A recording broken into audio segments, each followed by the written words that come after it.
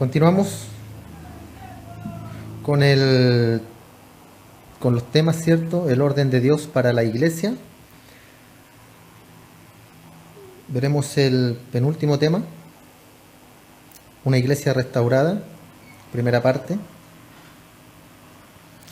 Y la cita bíblica en 2 Corintios 7, verso 1. Una iglesia restaurada. Dice la palabra del Señor en 2 Corintios 7:1, así que, amados, puesto que tenemos tales promesas, limpiémonos de toda contaminación de carne y de espíritu, perfeccionando la santidad en el temor de Dios. Señor, te damos gracias por este tiempo que nos das para poder entregar este mensaje, Dios del cielo. Gracias porque nos has permitido llegar a este lugar. Te rogamos, Dios amado, que en esta hora, mi Señor, tomes tú el control de todo esto. Que tu palabra sea exhortada, Señor, que tu mensaje sea dado a nuestros hermanos, que puedas tú, Señor, abrir su entendimiento, su corazón, para que ellos puedan atesorar tu palabra. Es palabra tuya, Señor, no son mis pensamientos, no es mi palabra, sino que es tu mensaje, Señor. Yo soy solamente el mensajero, solamente un instrumento, Señor, que por gracia tuya estoy aquí en pie el día de hoy. Bendice a tu iglesia con tu palabra, bendice a los hermanos y a todo aquel que escuche este mensaje, Señor, que sea de edificación para su vida. En el nombre de Jesús, amén. Es la continuación de 2 Corintios 7, si quiere buscarlo usted, en el capítulo 7, versos 6 al 10. Dice, pero Dios que anima a los desanimados nos animó con la llegada de Tito, y no solo con su llegada, sino también con los ánimos que traía a causa vuestra, a causa, cierto, de los corintios.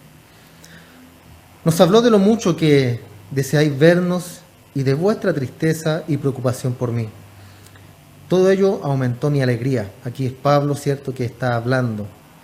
Aunque la carta que os escribí os entristeció, ahora no lo lamento. Si antes lo lamenté viendo que aquella carta os había entristecido por un poco de tiempo. Ahora me alegro, no por la tristeza que les causó, sino por esa tristeza, porque esa tristeza hizo que volvierais a Dios. Soportasteis la tristeza de una manera que agrada a Dios, así que no os hicimos ningún daño. Por la tristeza que se soporta de manera agradable a Dios, conduce a una conversión que da por resultado la salvación, y no hay nada que lamentar. La tristeza del mundo es la que produce muerte. La tristeza del mundo es la que produce muerte. Pablo acá, es cierto, es explícito en decir, yo les hablé, hermano, les envié una carta y les causé tristeza. Pero ustedes soportaron esas palabras, soportaron ese mensaje. Y ahora me alegro, dice Pablo, no porque los haya entristecido, sino porque esa tristeza hizo que volvierais a Dios. ¿Se fijan lo importante que es el mensaje de parte del Señor, en la palabra de Dios, hermano? Cuando uno exhorta, cuando uno quiere hablar algo, tiene que hablarlo, ¿cierto?, con la palabra del Señor. No con mis pensamientos, no con los sentimientos, sino que con la palabra del Señor. Aquí Pablo, ¿cierto?, los está exhortando a que volvieran al Señor.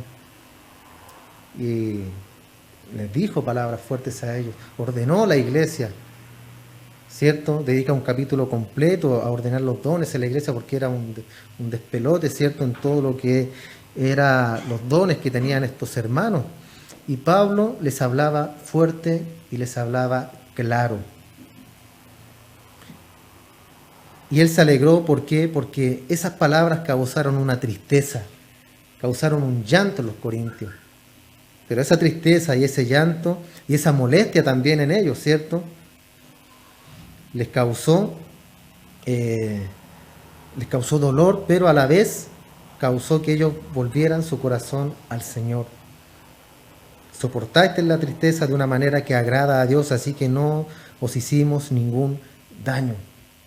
Cuando usted le habla a una persona, hermano, con la palabra del Señor, cuando usted lo exhorta con la palabra del Señor, y esa persona se entristece, se enoja, a lo mejor, no importa, hermano.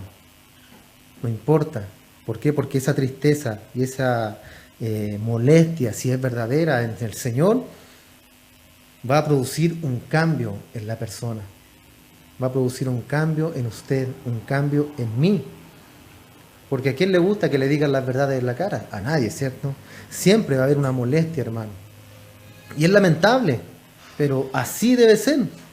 Pablo, ¿cierto?, envió esta carta, causó dolor, causó tristeza a los hermanos, pero después decía, yo me gozo. ¿Por qué? Porque ellos pudieron cambiar por esas palabras. Porque el Señor les estaba hablando claro, les estaba hablando fuerte, que volvieran su camino a Él. Y ellos hicieron caso, obedecieron a esto. Pues la tristeza que se soporta de manera agradable a Dios conduce a una conversión que da por resultado la salvación. Todo esto es para eso, hermano, para edificación de la iglesia. La palabra del Señor, la exhortación es para edificación de cada uno de ustedes, para edificación mía también, para que tengamos una conversión genuina en el Señor y para que eso traiga consigo una salvación. Y así no va a haber nada que lamentar, como dice Pablo acá. Pero la tristeza del mundo es la que produce muerte. La del mundo, cuando se daña en el mundo, cuando hay tristeza en el mundo, esa trae consigo la muerte. Tito, cierto, trajo noticias a Pablo, y era que la iglesia de Corinto había respondido a la carta enviada por él. Y respondieron de manera correcta. No se enojaron, bueno, se enojaron, ¿cierto? Pero ese enojo no fue para muerte, sino que fue para restauración y para salvación. Recibieron la exhortación con todo amor, con toda sabiduría, con madurez, hermano. Porque así debemos nosotros recibir la exhortación con madurez y aceptar cuando nos corrigen. Pablo tenía aflicción por sus hermanos corintios. Él estaba afligido, ¿cierto? Porque era su deber como fundador de esas iglesias, poder guiarlas, poder exhortarlas, poder decir, hermano, tú estás caminando mal, hermano, tú estás haciendo mal las cosas, debes guiarte así, por este camino, esta es la guía correcta. Y es difícil, hermano, cuando se lleva a una iglesia, porque son personas con caracteres diferentes.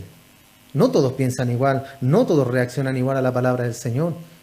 Unos la toman, ¿cierto?, y la hacen. Otros la toman, la escuchan y se les olvida. O un tiempo después la hacen, se acuerdan, ¿cierto?, en el diario vivir, en la experiencia a diario. Comienzan a acordarse a lo mejor de la palabra. No, si la palabra dice esto, yo estoy haciendo lo contrario. Pero la palabra en el fondo es para eso, hermanos, para hacerla.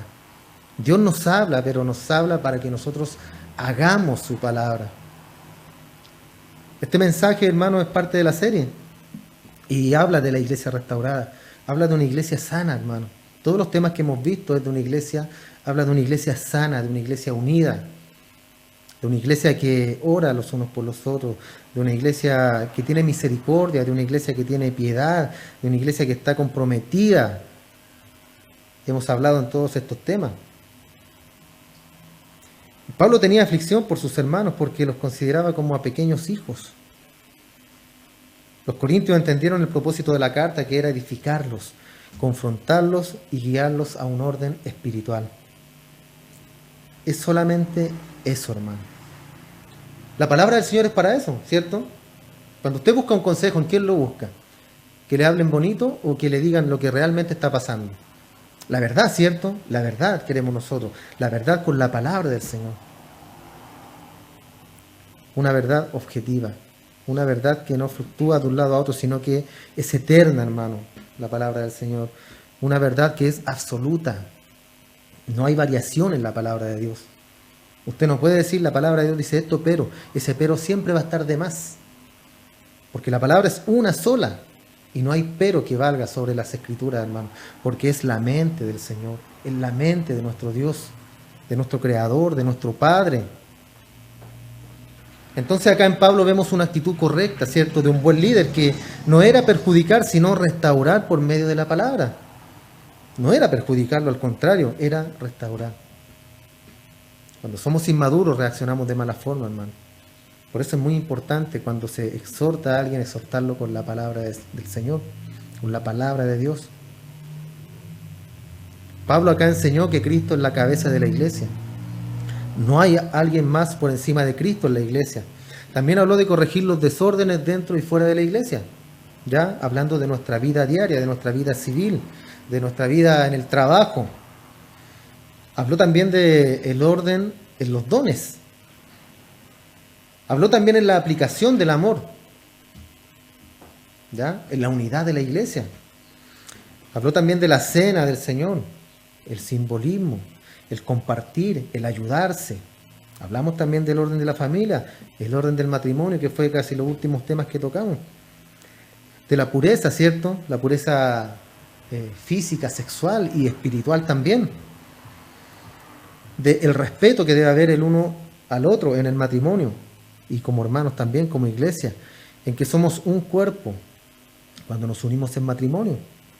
Y también hablamos del orden de los solteros y de las viudas, del celibato, que si alguien quiere mantenerse célibe está bien, está muy bien, pero el célibe no debe poner por sobre encima de todo como regla que el ser célibe es mayor santidad que estar casado.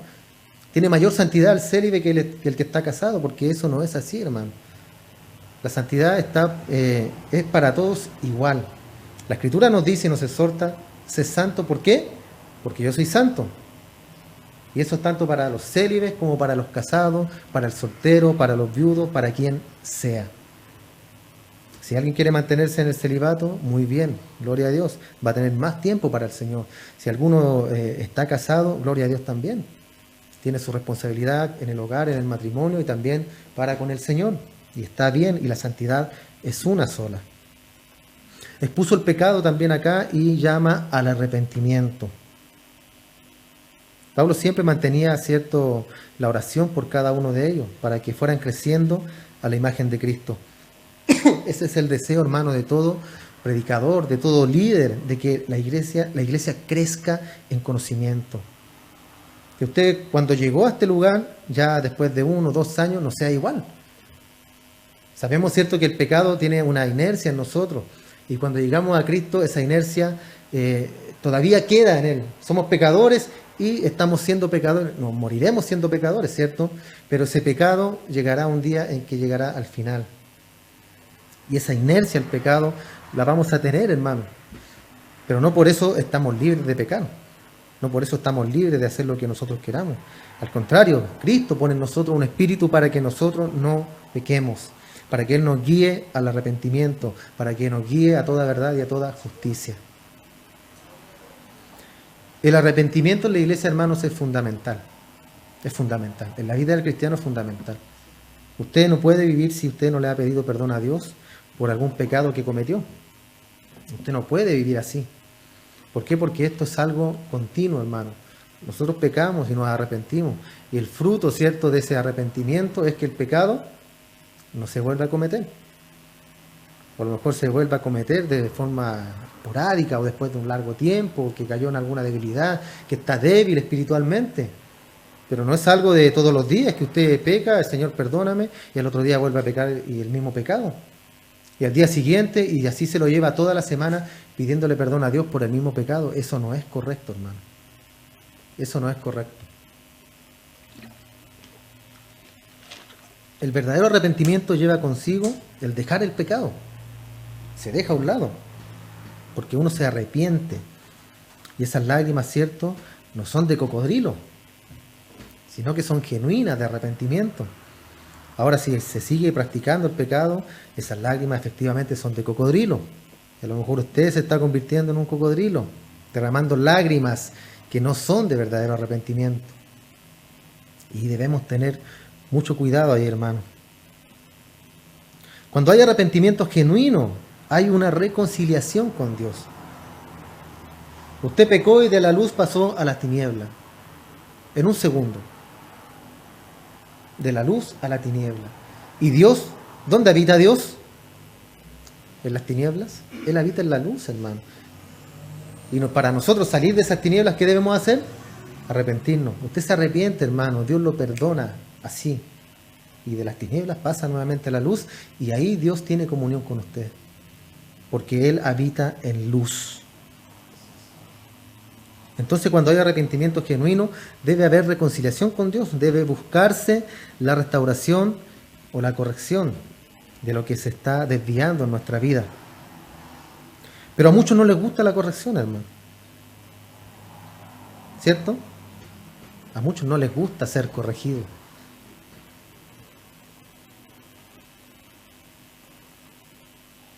El Señor nos llama para cambiarnos. Y si no se nos corrige, ¿cómo nos vamos a cambiar? ¿Cómo cambiaremos si no se corrige nuestra vida?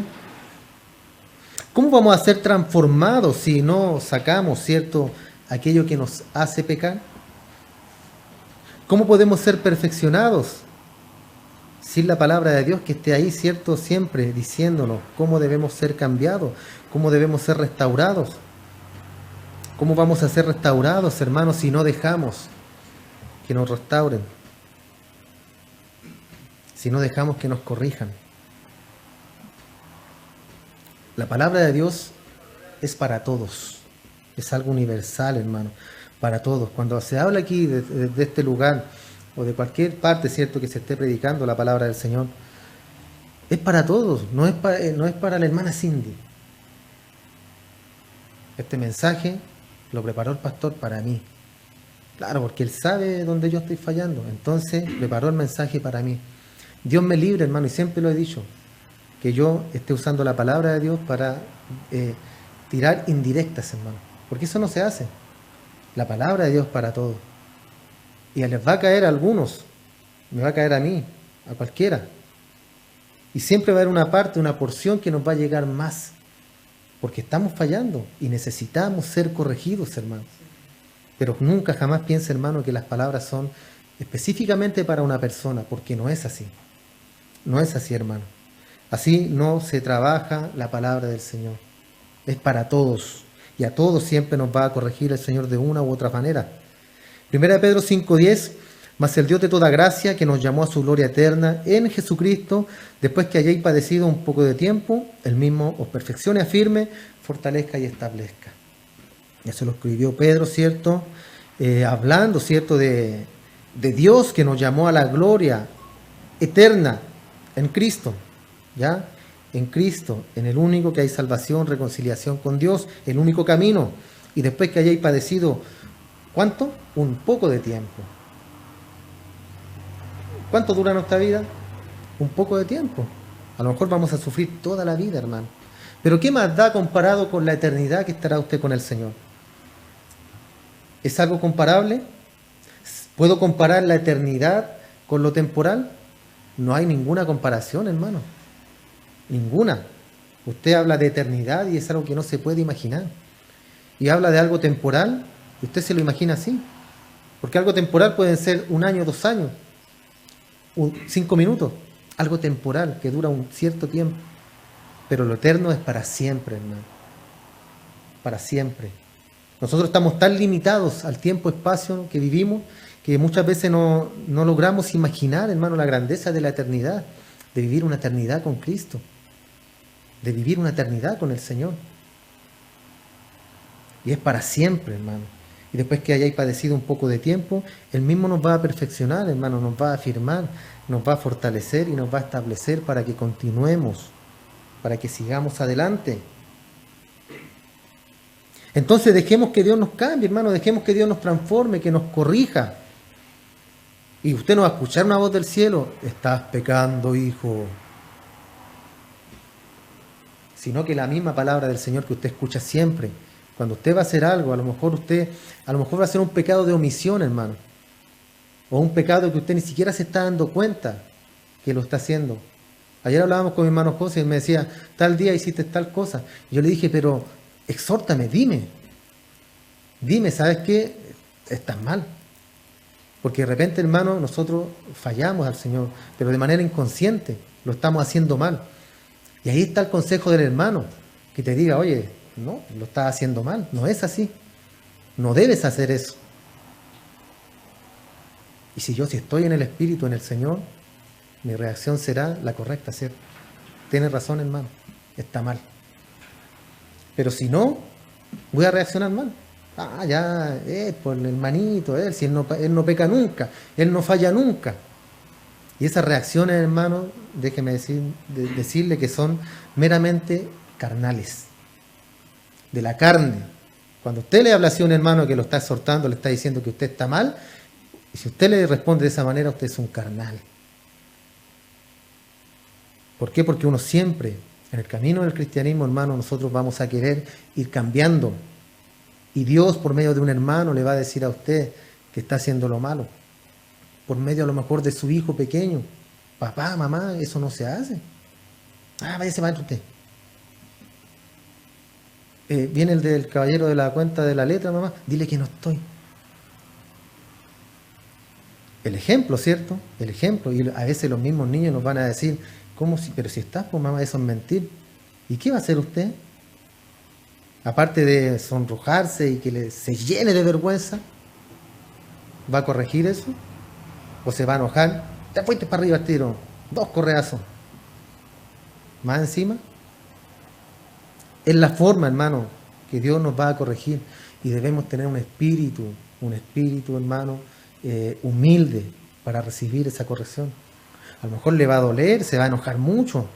Gloria a Dios, enójese. Patee, el perro no, el gato tampoco. Una caja, las ruedas del auto, patee el poste de la calle, no sé, patee algo ahí que no se haga tira. Pero no se desquite con el gato ni con el perrito. Pero reciba la corrección. Se va a enojar, no importa, enójese. Pero Dios quiere que nosotros seamos transformados. Él quiere que nosotros cambiemos cada día, hermanos, todos los días. Usted va a encontrar una falencia en usted. ¿Y qué quiere el Señor? Que cambie. Que usted cambie. Tan simple como eso. ¿Le va a costar a lo mejor? Sí, le va a costar. Pero la intención del corazón es la que mira al Señor. Si tú te estás esforzando por cambiar aquello, Dios te va a ayudar. Pero si lo miras como algo vicioso, repetitivo, el pecado, y vuelve a lo mismo, y pido perdón y vuelvo a caer y pido perdón, eso no es del Señor, hermano. En 1 Corintios 6, 9 y 10, ¿no sabéis que los injustos no heredarán el reino de Dios? No erréis, no te equivoques, le dice, no se equivoquen, Corintios. Tampoco los fornicarios, tampoco los idólatras, tampoco los adúlteros, ni los afeminados, ni los que se echan con varones, ni los ladrones, ni los avaros, ni los borrachos, ni los maldicientes, ni los estafadores heredarán el reino de Dios. Ninguno de estos, hermano. Para los que dicen que los homosexuales ni los pecados sexuales no están en la Biblia, ahí están clarísimos. Clarísimos. Fornicarios, adúlteros, afeminados, los que se echan con varones.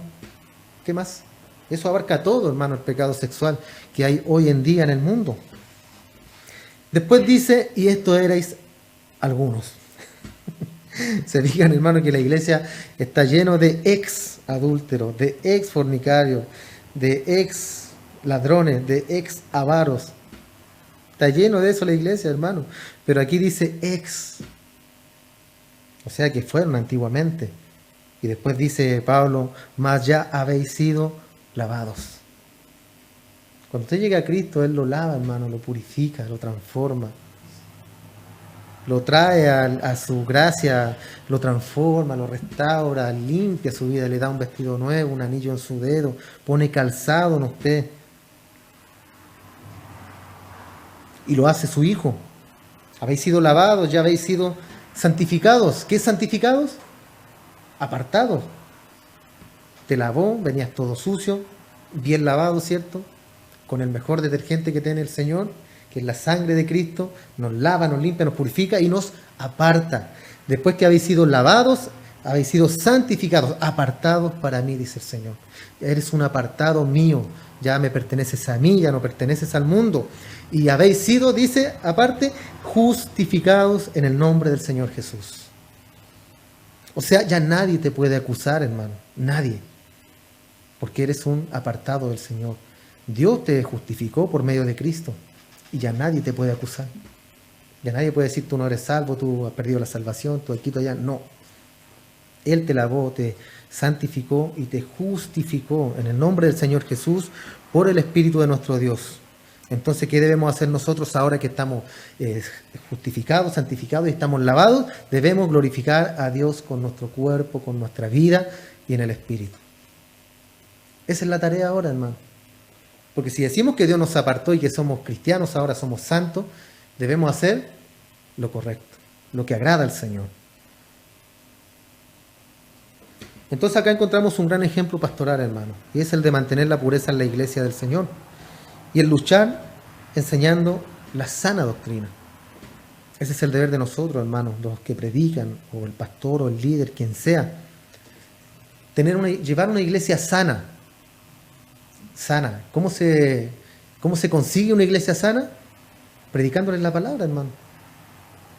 ¿Cómo se consiguen ovejas sanas en lo natural? El pastor la lleva ¿a dónde? Donde hay buenos pastos, donde hay un río, ¿cierto?, con agua limpia para que puedan beber las ovejas, y así sale una lana linda, salen animales gorditos, ¿cierto?, gorditos, y animales sanos, hablando en lo natural. En lo espiritual es exactamente lo mismo. La iglesia debe ser alimentada por la palabra del Señor, que es el mejor alimento, hermano, y son las mejores aguas, los ríos de agua viva. Y así crecerán ovejas espirituales, ¿cierto?, sanas, hermano, sin necesidad de nada, sin necesidad absolutamente de nada, porque tienen su pastor, que es Jesús, el que los alimenta, el que los exhorta, el que los ayuda, el que los guía.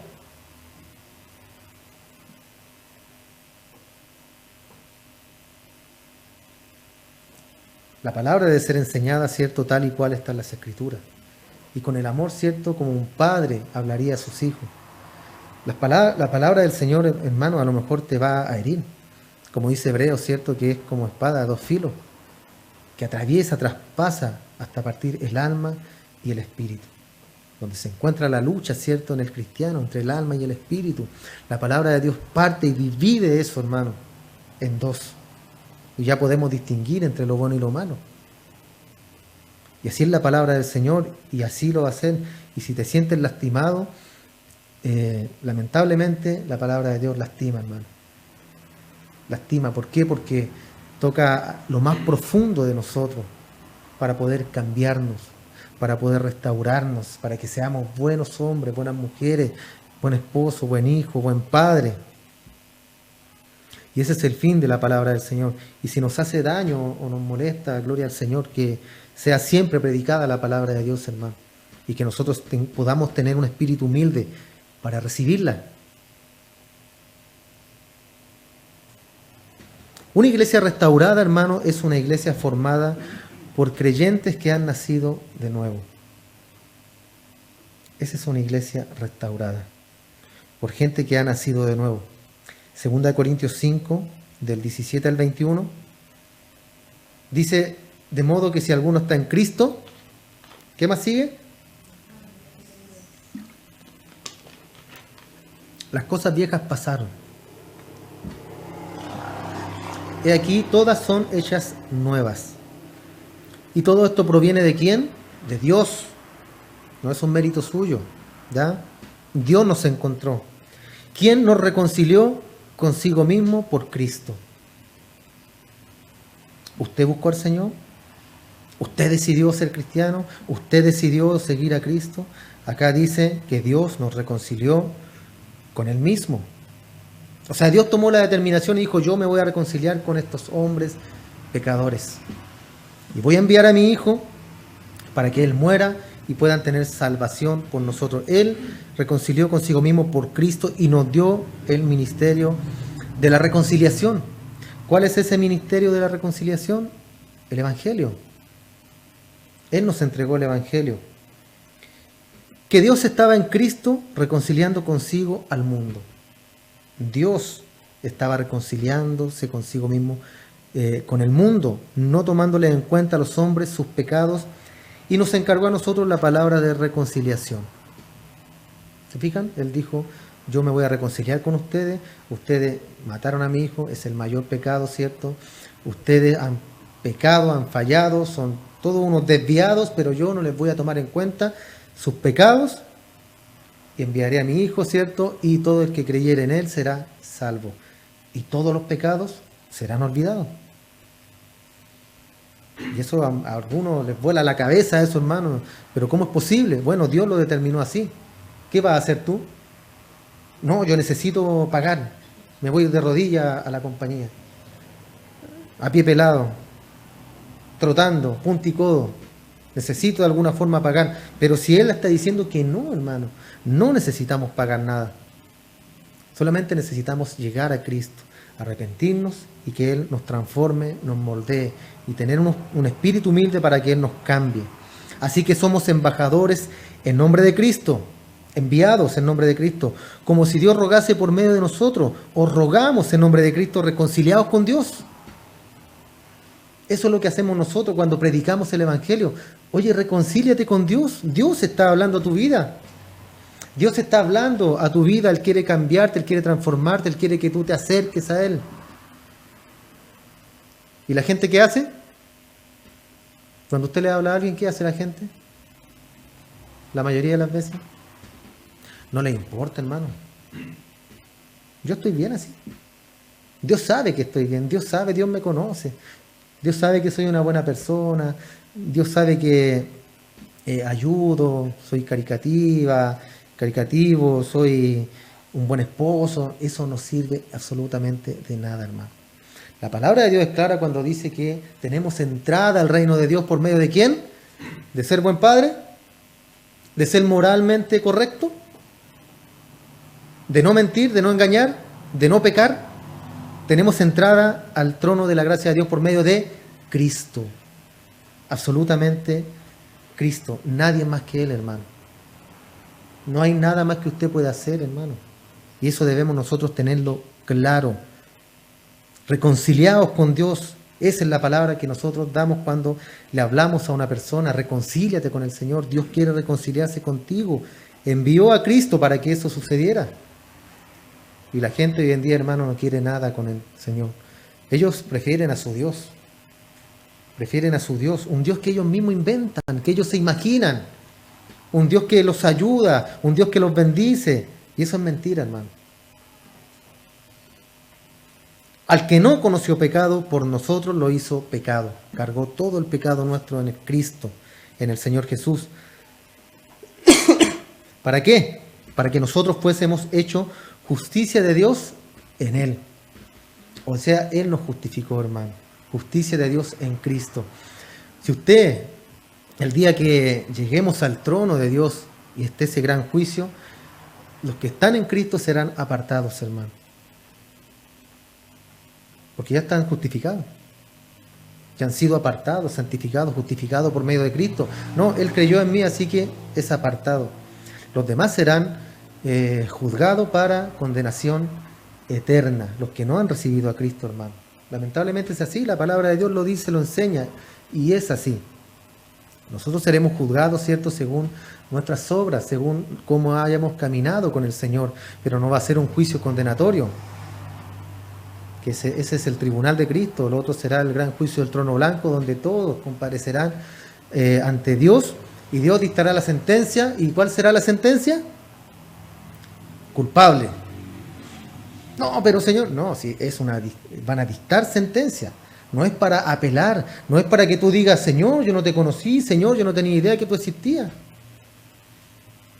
Yo solo conocía a Alá. El detergente le hace. Y ese juicio será para condenación, hermano. Absolutamente para condenación. Ahí nadie podrá justificarse ante el Señor. Nadie. ¿Por qué? Porque ¿dónde está? ¿Cuál es el lugar para justificarse? Ahora. La palabra de Dios dice hoy. Hoy es el momento, hoy es el tiempo, en este minuto, en este segundo que pasó, hermano.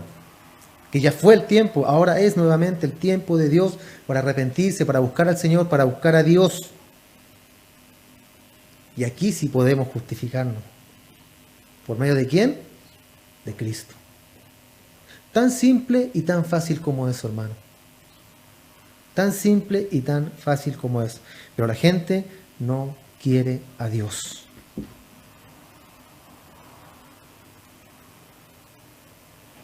Entonces el viejo hombre, cuando llegamos a Cristo, ¿queda dónde? Atrás. Va quedando en el pasado. Miramos atrás nosotros y lo vemos y cada vez está más lejos. ¿O no? Usted lo ve y ve que lo está pillando otra vez. Está corriendo detrás suyo ahí. Y te voy a pillar y no me vas a dejar. Siempre hemos sido uno. ¿Por qué ahora me estás dejando? ¿Recuerdan? El alma y el espíritu, Hebreos, la palabra del Señor parte, penetra hasta partir el alma y el espíritu. Y el viejo hombre va quedando atrás. Hay un cambio, hermano, un cambio espiritual en nosotros. Hay un cambio en la manera en que vivo. ¿Sí? Hay nuevas metas en mí. Metas espirituales. También cambian las amistades. Cambian las amistades. O a veces se van todas, ¿cierto? Y nos quedamos solos.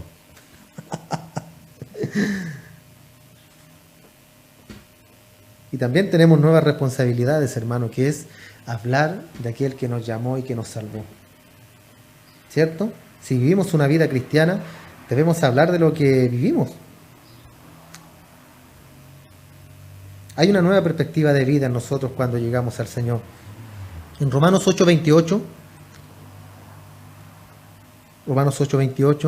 y sabemos que los que aman a Dios todas las cosas les ayudan a bien. Esto es, a los que conforme a su propósito son llamados. Porque a los que antes conoció, también los predestinó, para que fuesen hechos conforme a la imagen de su Hijo, para que Él sea el primogénito entre muchos hermanos. Y a los que predestinó, a estos también llamó. Y a los que llamó, a estos también justificó. Y a los que justificó, a estos también glorificó. Esos son los estados, ¿cierto?, que tomamos cuando llegamos al Señor. Dios nos toma, ¿cierto? Y aquí habla porque a los que antes conoció también los predestinó. Cuando habla de una predestinación, hermano, Él habla de un general. Él predestinó a su iglesia, ¿para qué? Para que fuesen hechos conforme a la imagen de su Hijo. ¿Ya? Su iglesia iba a ser conforme a la imagen de su Hijo, para que Él sea el primogénito entre muchos hermanos. Y a esos que predestinó, a esos también los llamó. Y a los que llamó, los justificó. Dios es el que llama. Dios es el que te llamó a ti, hermano. Dios me llamó a mí. El día de, fecha tanto, Dios me llamó. Y me justificó a mí. Y después que me justificó, me glorificó. Y este será un tiempo futuro, cuando estemos en la gloria del Señor. Cuando lleguemos al cielo y nuestros cuerpos sean glorificados, hermano.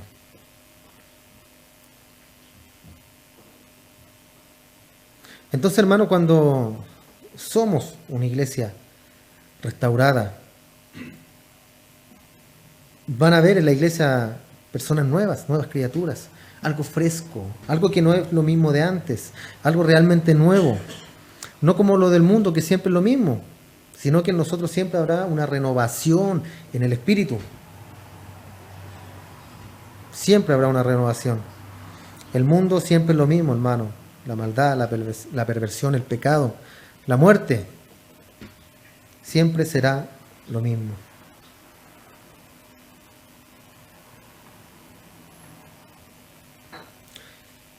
Dios mismo, hermano, nos va a restaurar a nosotros para llevarnos en primer lugar a la madurez, que es lo más importante en un cristiano, ser cristianos maduros. También Él nos va a llevar a la estatura espiritual, para que seamos ciertos hombres y mujeres espirituales, para que seamos también verdaderos siervos de Dios, para que seamos verdaderos hijos de Dios, para que también estemos a la imagen y a la semejanza de su Hijo, como cristianos, ¿cierto? Pequeños Cristos que somos, parecernos a Él. Somos nueva criatura, dice la palabra del Señor. Esta palabra, ¿cierto?, es interesante porque en el original indica formación. O sea, somos una nueva formación en el Señor, una nueva formación una vez que llegamos a Cristo.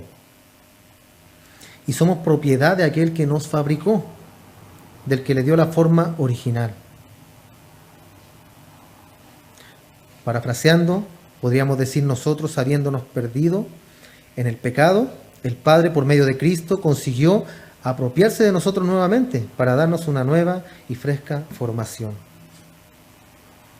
Como un trozo de barro, ¿cierto?, formado por un alfarero. ¿Cómo quedaría esa masa de barro o de greda en las manos de un alfarero? Hermosa, ¿cierto? Una creación perfecta, porque Él sabe lo que hace.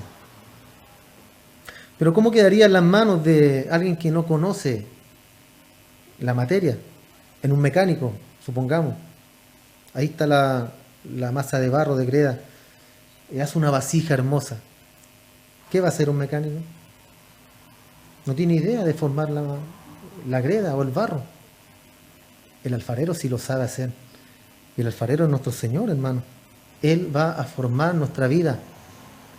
Nos va a moldear. Y si algo está malo, ¿cierto? Esa vasija será rota y será formada nuevamente. Y después que sea formada, ¿dónde pasará esa vasija? ¿Dónde se mete? En el horno. ¿Y para qué se mete en el horno esa vasija o lo que se haya hecho? La hermana Alicia sabe, ¿cierto? ¿Para qué se mete en el horno? Para que se endurezca, ¿cierto? Para que reciba esa dureza, para que sea algo que perdure en el tiempo, algo que dure. Porque si la dejamos así, un golpecito y se quiebra. Dios nos forma, hermano. Él forma nuestro carácter. Y nos prueba metiéndonos ¿dónde? En el horno. Así como se prueba el oro, se sacan las impurezas del oro en el crisol, exactamente es lo mismo acá. Y debemos pasar por pruebas. Debemos pasar por el fuego, hermano. Es algo que debe estar en nuestra vida cristiana. Y ahí es donde nosotros debemos tener ojo también. Porque a veces queremos ser más buenos que Dios y Dios está tratando con una persona y queremos meter la mano. Ojo ahí, hermano, porque nos podemos quemar. Porque a lo mejor Dios está metiendo esa vasija en el horno para que se pruebe, se saquen las impurezas como el oro en el fuego, al rojo vivo. Y nosotros queremos meter la manito para ayudar. Queremos ser más buenos que Dios. Nos vamos a quemar, hermano. Y vamos a echar atrás todo el trabajo que Dios está haciendo en aquel hermano o en aquella persona. Entonces consideremos nuestra vida en las manos de aquel alfarero, de ese experto, hermano, que es nuestro Señor, que nos va a formar, que nos va a dar una forma a nosotros para que trabajemos en su iglesia y nos va a perfeccionar por medio de las pruebas, nos va a probar cómo está nuestro temple como hijos de Dios. Jeremías habla de esto. ¿No podré yo hacer de vosotros como este alfarero, oh casa de Israel? Jeremías 18:6. Dice Jehová, he aquí que como el barro en la mano del alfarero, así sois vosotros en mi mano, oh casa de Israel. Él hace y deshace. Él forma, hermano, y quebranta también aquella vasija que ha hecho. La puede formar y decir, no me gusta cómo estás, y te vuelve a formar y vuelves a sufrir, hermano. Pero es parte de tu formación como hijo de Dios.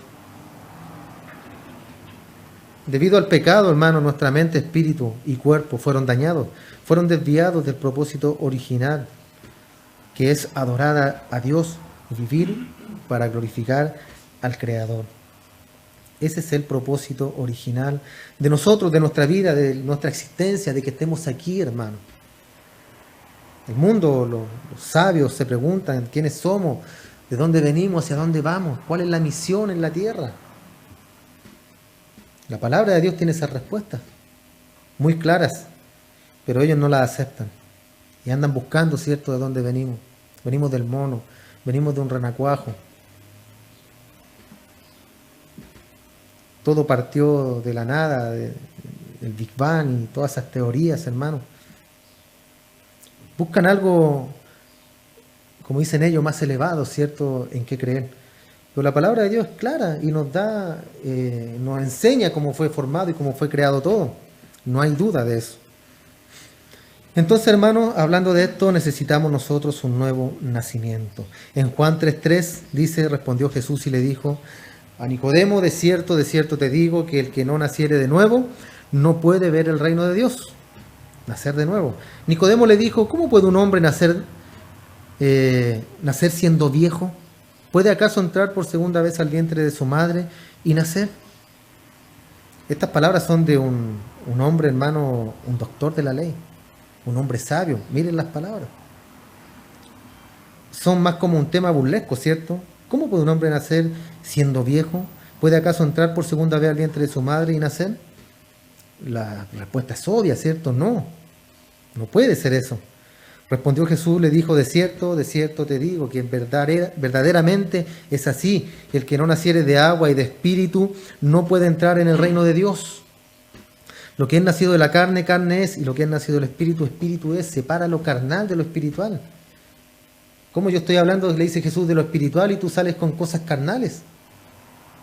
Estamos hablando de nacer de nuevo, nuestro espíritu, de que nacimos, hermanos, nacemos con tendencia al pecado. Siempre vamos a ser pecadores. A los niños usted no les enseña a hacer lo malo, se lo saben, pero al revés y al derecho.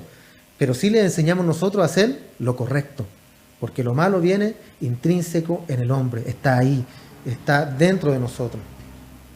Y siempre se va a manifestar en nosotros. Por eso Cristo dice que es necesario nacer de nuevo, pero en el Espíritu.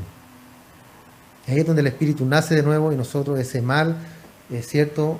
Se cambia, aunque está en nosotros, pero nosotros, ¿cierto? Lo reprimimos porque preferimos, ¿cierto? Que se muestre el cambio que Dios ha hecho en nosotros antes del mal que está en nosotros. Pablo lo habla y lo dice explícitamente, el mal que está en mí, él lo dice. Y no hago, ¿cierto? Lo que quiero, sino lo que no quiero, eso hago, dice Pablo. O sea, la maldad y el pecado siempre te va a llevar a hacer las cosas. Pero dice que los que están en Cristo Jesús, ¿cierto? Son nuevas criaturas, han nacido de nuevo. Y ya prefieren las cosas espirituales antes que las cosas carnales. Es mucho mejor lo espiritual. Entonces entreguemos nuestra vida, hermanos, en las manos del Señor, nuestra alma, nuestra mente, nuestro corazón. Entreguémoslo a Él y Él nos dará vida nueva, vida eterna en Cristo. Y aquí, ¿cierto?, viene la pregunta del millón. ¿Cuál cree usted que es esta pregunta? Y con esta pregunta terminamos. ¿Realmente hemos nacido de nuevo? ¿Por qué se va, hermano? ¿Realmente hemos nacido de nuevo? Pregúntese usted, hermano. Pregúntese ahí usted mismo, mí mismo. ¿Hemos nacido de nuevo? ¿Quedó el viejo hombre atrás o lo llevamos de mochila? ¿O nos va pillando? ¿Nos va pillando en la carrera? El nuevo nacimiento es un acto soberano de Dios, hermano, por el cual nos engendra espiritualmente como hijos. Ese nuevo nacimiento yo lo confirmo con mi vida, de cómo yo era antes a cómo soy ahora, de cómo reacciono a los problemas, a los imprevistos, a cómo reaccionaba antes, a cómo reacciono ahora. A lo mejor antiguamente usted se desanimaba y quería solo morir, quería solo desaparecer de esta vida, de este mundo. ¿Y ahora qué es lo que quiere usted? Se refugia en Cristo, ¿cierto? Él es mi refugio, Él es mi consuelo, mi pronto socorro, mi auxilio en la tribulación, decía el salmista. El profeta, ¿cierto?, decía, procuran matarme, Señor, procuran matarme, yo desearía morirme, quítame la vida, le decía el profeta al Señor. Quítame la vida porque ya no quiero más, porque me persiguen y me quieren matar. Pero vemos después, ¿cierto?, que Dios lo restauró, lo fortaleció, porque confió en el Señor. En Juan 1:12, mas a todos los que le recibieron, a los que creen en su nombre, les dio potestad de ser hijos de Dios. ¿Ya? A todos los que le recibieron, los cuales no son engendrados de sangre, ni de voluntad de carne, ni de voluntad de varón, sino de Dios. Es la voluntad de Dios, hermano. Es la voluntad del Señor que nosotros seamos santos, que lo recibamos a Él, que tengamos ese nuevo nacimiento. Y nosotros debemos poner de nuestra parte, ¿cierto?, obedeciendo la palabra del Señor. Es tan simple y fácil como eso, hermano. No hay más que eso. Así que pregúntese a usted mismo si realmente, preguntémonos, mejor dicho, si realmente hemos nacido de nuevo. Y analicemos nuestra vida cristiana, hermano. ¿Cómo estamos caminando ante el Señor? ¿Cómo le estamos sirviendo al Señor? Y Él nos dará luz, iluminará nuestra vida y nos llevará a un cambio. Amén. Damos gracias al Señor.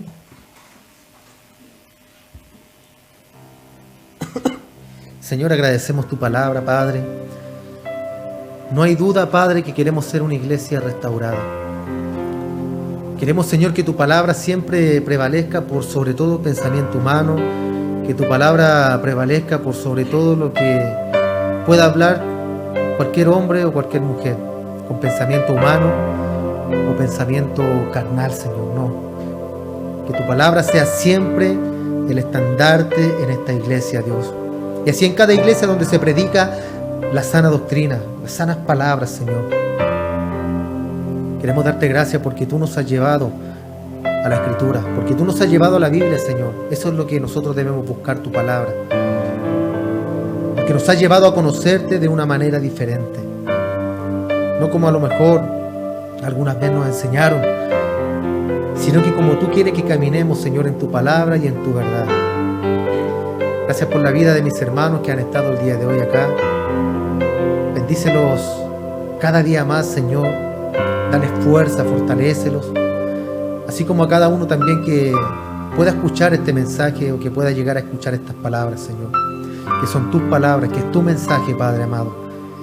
Que estas palabras sean de bendición para sus vidas. Que sean de cambio para sus corazones, Señor. Al igual para el de nosotros y para el mío, Señor. Danos fuerza para continuar en estos tiempos difíciles. Danos fuerza para seguir adelante, para seguir caminando, Señor. No mirando absolutamente nada a nuestro alrededor, sino que mirándote a ti, Señor, por sobre todas las cosas. Al blanco perfecto, al único Salvador y Señor, a ti, Jesús. Queremos seguirte, Padre. Queremos seguirte, Jesús. Queremos que el Espíritu Santo more en nosotros para que nos guíe cada día al arrepentimiento y a llevar una mejor vida cristiana. Muchas gracias, Padre, te damos en esta hora. Bendice a nuestros hermanos, bendice nuestras vidas, Señor. Y esperamos estar nuevamente juntos, Señor, una próxima oportunidad para poder alabarte a ti, Señor, que eres el centro de esta reunión, bendecir tu nombre, adorarte y glorificarte con nuestro canto y con nuestra alabanza. En el nombre de Jesús, Señor, te damos muchas gracias, Padre. Amén, amén y amén. Gracias, Señor. Dios les bendiga,